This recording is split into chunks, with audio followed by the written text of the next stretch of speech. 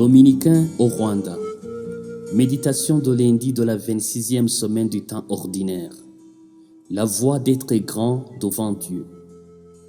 Frères et sœurs, outre l'environnement de concurrence, de compétition, de comparaison, le désir d'être le seul et le premier en tout engendre aussi des sentiments de jalousie, de haine, des conflits et des guerres dans les familles, dans les affaires, dans la politique et dans la société.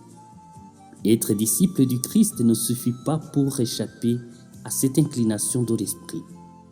Comme nous aujourd'hui, les disciples du Christ aussi individuellement et comme groupe aspiraient au monopole du pouvoir venant du Christ. Mais qu'est-ce que Jésus pense de cet appétit du pouvoir? L'évangile de ce lundi nous en parle.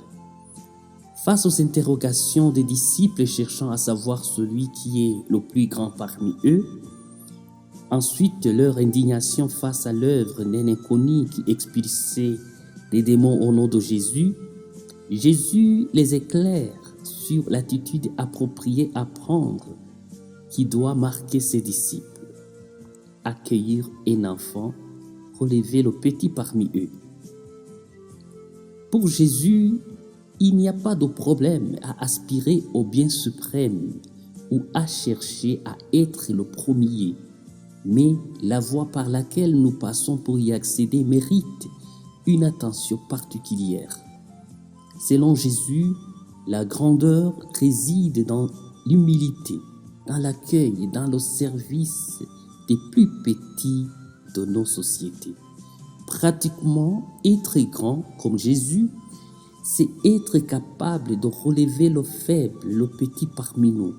C'est redonner la dignité aux petits comme aux misérables, l'espoir aux petits comme aux désespérés, la nourriture aux petits comme aux affamés, la joie aux petits comme aux affligés. Alors, quelle est la qualité de notre grandeur comme chrétiens, comme prêtres, comme religieux, comme parents, comme jeunes et comme responsables? Prions le Seigneur de nous donner la joie de l'accueillir dans les plus petits de nos sociétés, par le service et dans l'humilité. Amen.